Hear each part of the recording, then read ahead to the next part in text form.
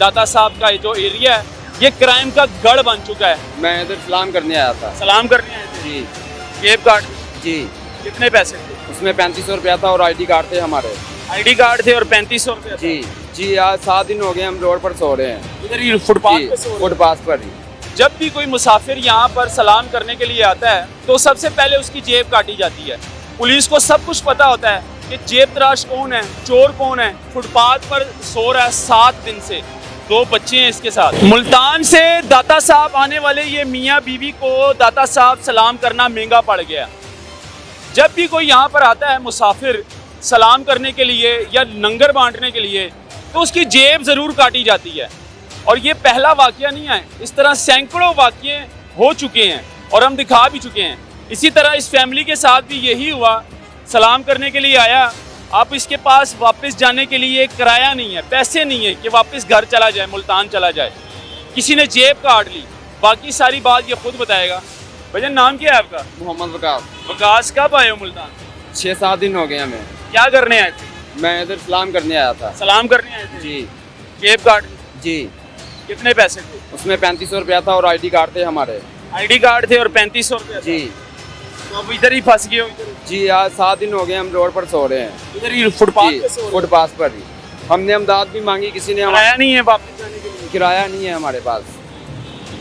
तो वापस जाने की कोई रिश्तेदार को बंदा फोन कर लेता है या कोई भी नहीं है रिश्तेदार? कोई भी नहीं है, कोई पूछता ही नहीं है। जब माँ फौत हुई थी किसी ने पूछा ही नहीं है। जब बाप चला गया मामा को छोड़ के, उसके बाद किसी ने नहीं पूछा।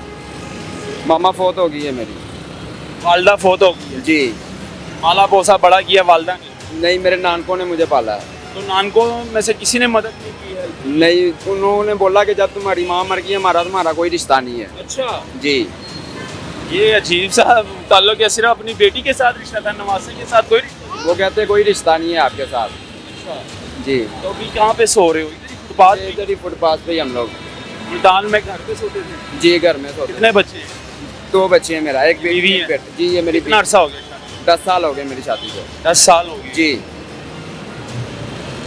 रिपोर्ट लिखवाई है थाने? नहीं, हमें पता ही नहीं है यहाँ पे। जेब कैसे काटी गई थी? रश में काटी गई है वैसे ही?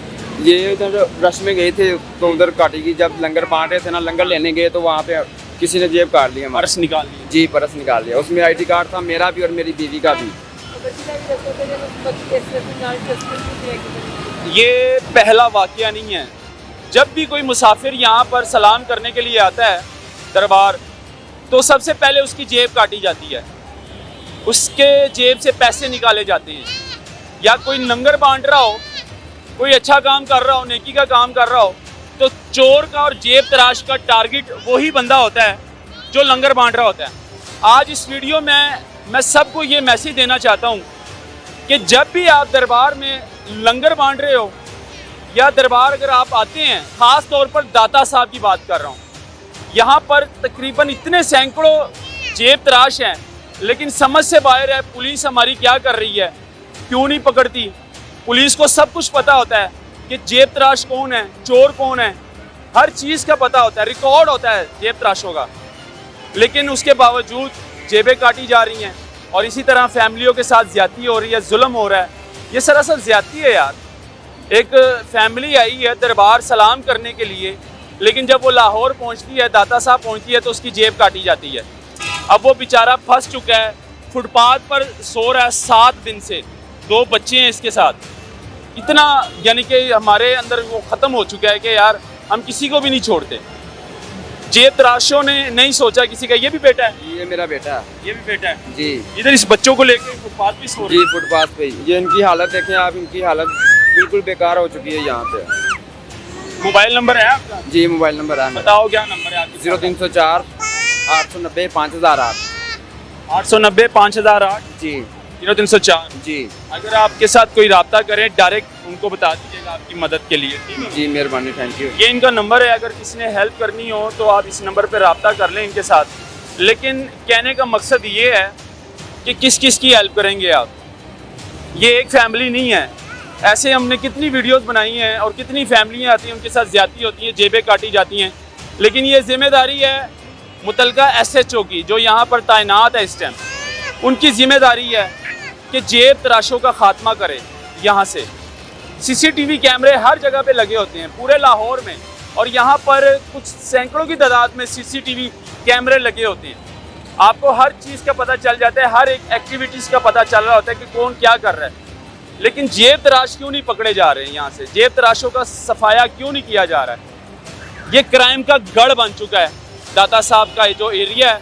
जेब तराश यहाँ पर है, मनशियात फरोश यहाँ पर है, नशा बेचने वाला यहाँ पर है, फुटपाथ पर आपको हर चीज़ की यानी कि हर तरह का क्राइम आपको नज़र आ रहा होगा।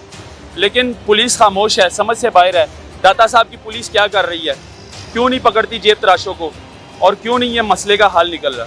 ये दिखाना बहुत ज़रूरी था। इसको इतना शेयर करें, आईजी और डीआईजी साहब के पास ये वीडियो पहुंचनी चाहिए, ताकि एसपी सिटी की जिम्मेदारी लगाई जाए और एसपी सिटी मुतलका एसएचओ को बोले कि भाई तुम्हारा एरिया है, तुम्हारा घर है, अपने घर को तो साफ रखो भाई, अपने एरिया को तो साफ रखो, आपकी जिम्मेदारी है।